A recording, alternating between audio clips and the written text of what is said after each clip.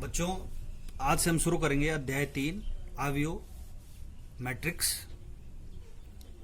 क्योंकि आपके जो है पढ़ाई के लिहाज से यही से पढ़ना सबसे बढ़िया होगा, क्योंकि आसानी से समझ में आ जाता है और इस तरीके का आप पहले पढ़ भी चुके हैं, तो कोई खास कठिनाई आपको इसमें पढ़ने में नहीं आएगी। तो सबसे पहले हम समझते हैं एक परिभाषा से कि आवियो होता क्या है। तो आवियो संख्याओं या फलनों का एक आयताकार क्रम विन्यास है। इन संख्याओं या फलनों को आवियों के अवयव कहते हैं। उदाहरण के लिए जैसे कि सामान्यतः हम आवियों को अंग्रेजी के बड़े अक्षरों यानी कि कैपिटल लेटर से प्रदर्शित करते हैं। जैसे कि हमारे पास ए कोई अवयव है इस तरीके से, जिसके अवयव हैं ए, बी, सी और डी, और एक दूसरा अवयव हमारे पास बी इस तरीके से है, जिसके अवयव हैं 1, 2, 3, 2, 4, 5। अवयव को ऐसे बड़े कोष्टकों के अंदर लिखा जाता है। दूसरी चीज इसमें पढ़ने लायक है अवयव की कोटि। जैसे उदाहरण के लिए हम इसको समझें कि अवयव की कोटि से क्या मतलब है।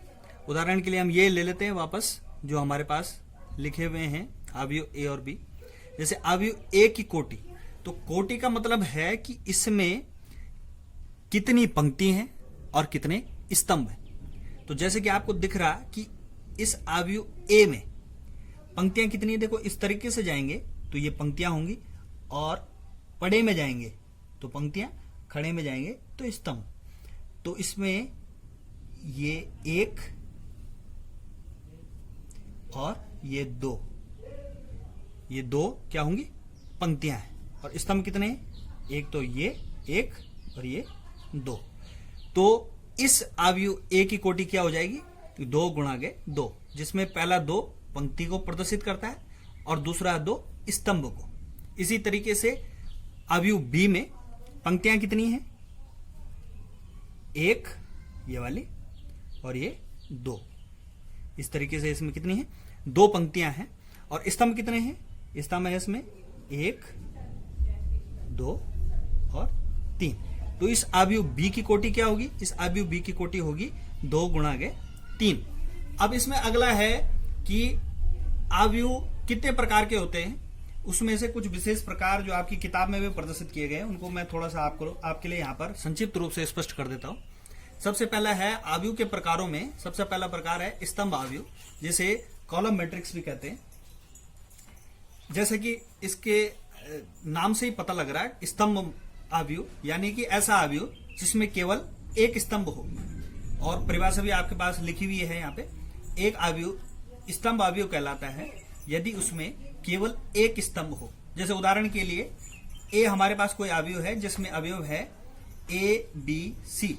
आप देख रहे होंगे कि इस अवयव में पंक्तियां तो 3 हैं, 1, 2, 3, लेकिन स्तंभ केवल एक है, एक ही स्तंभ है इसमें। उसी तरीके से बी हमारे पास अवयव है जिसमें पंक्तियां कितनी हैं, 3, और स्तंभ कितने हैं, 1। तो क्या आप बता सकते हैं कि ए की कोटि क्या होगी और बी की कोटि क्या होगी। इसी तरीके से हम आगे देखते हैं। इसमें अगला है पंक्ति अवयव।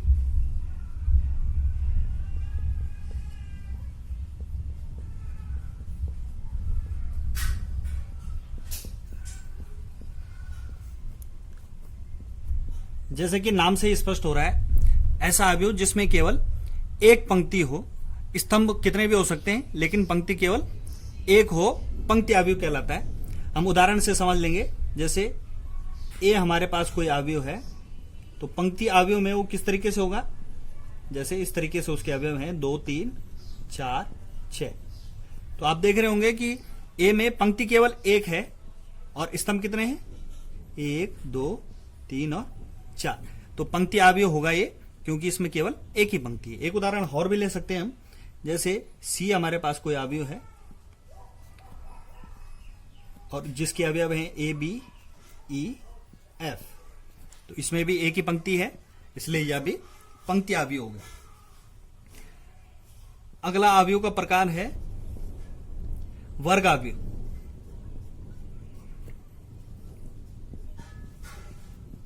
वर्ग अवयव, जैसा कि नाम से पता लग रहा है, ऐसा अवयव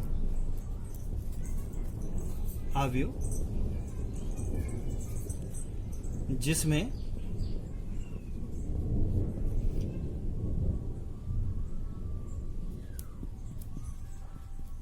पंक्तियों व स्तंभों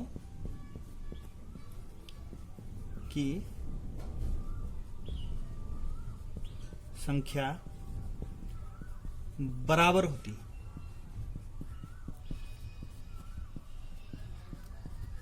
ऐसा अवयव जिसमें पंक्तियों व स्तंभों की संख्या बराबर होती है वर्गावयव कहलाता है। एक उदाहरण से हम समझेंगे।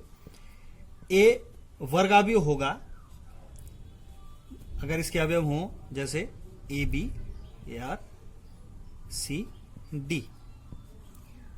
आप देखेंगे कि इसमें पंक्तियों की संख्या 1 2 और स्तंभों की संख्या भी कितनी, 1 2। तो इसकी कोटि हो गई 2 गुणा गए 2, इसलिए ये क्या है, ये एक वर्गावयव। एक और उदाहरण ले लेंगे हम कि बी हमारे पास एक अवयव है जिसके अवयव हैं इस तरीके से।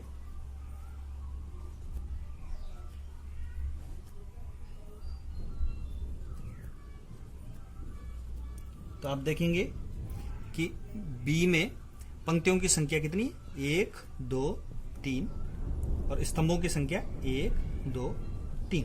तो यानी कि इसकी कोटि कितनी है, 3 गुणा 3। तो इसकी कोटि 3 गुणा 3 है। आप देख रहे होंगे कि इसमें पंक्तियों की संख्या और स्तंभों की संख्या बराबर है, इसलिए यह भी वर्गावयव है। अगला है हमारे पास विकर्णावयव।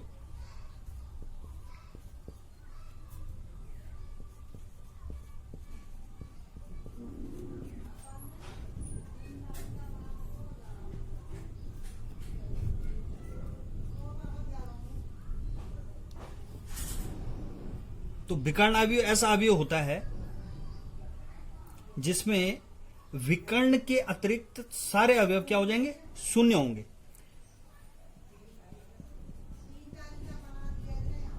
ऐसा अवयव जिसमें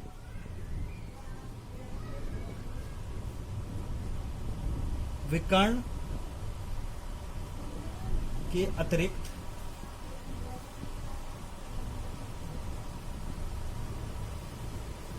शेष अवयव शून्य होंगे।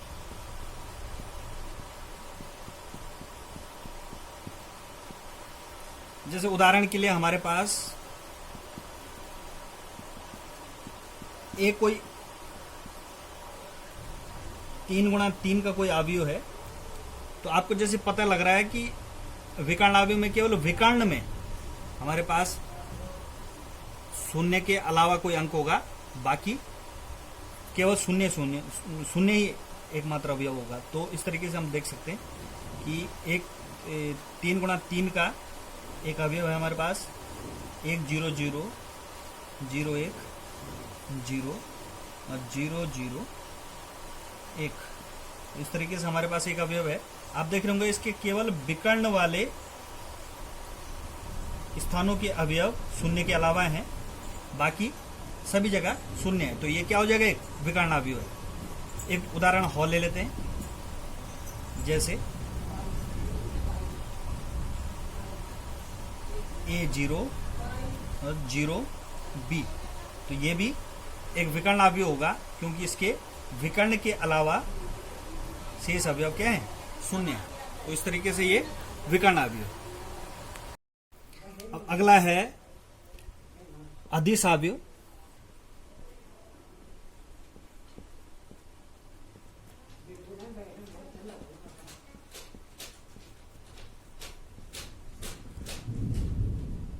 अदिश अवयव विकर्ण अवयव का ही एक अलग प्रकार है, विशेष प्रकार है कि एक विकर्ण अवयव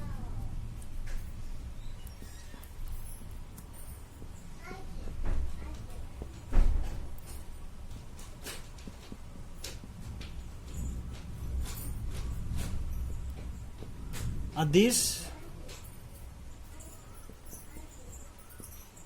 अवयव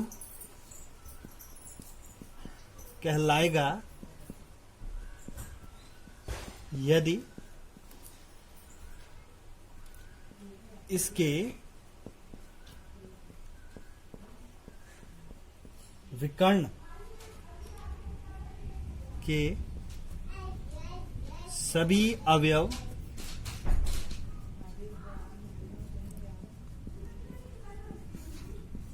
समान हो। जैसे उदाहरण के लिए ए हमारे पास कोई अवयव है, वो कोई अवयव है कुछ इस तरीके से,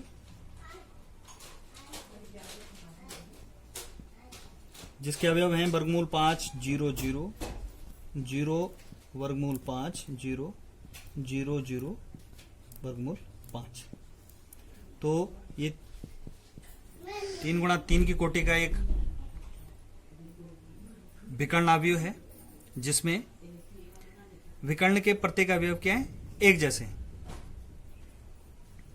कोई और उदाहरण ले सकते हैं बी,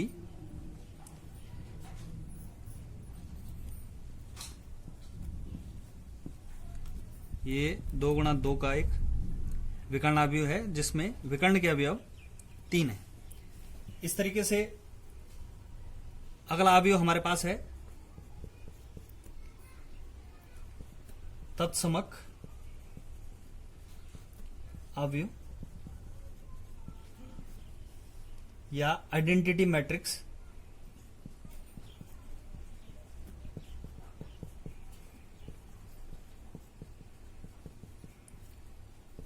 इस मैट्रिक्स को ध्यान से देख लेना, क्योंकि ये आगे इनवर्स निकालने में बहुत काम आएगा। एक तत्समक अवयव या आइडेंटिटी मैट्रिक्स वह विकर्ण अवयव है जिसमें विकर्ण वाले अवयव हमारे केवल क्या होते हैं, एक होते हैं। तो इसको सीधा उदाहरण से आप समझेंगे कि ए जैसे हमारे पास कोई अवयव है और इसके विकर्ण वाले अवयव केवल क्या हो, एक हो, तो ये क्या हो जाएगा, तत्समक अवयव यानी कि आइडेंटिटी मैट्रिक्स कहलाएगा। जैसे कोई दूसरा ले लें हम, ये भी क्या होगा, तत्समक अवयव कहलाएगा। और इसमें लास्ट प्रकार है शून्य अवयव।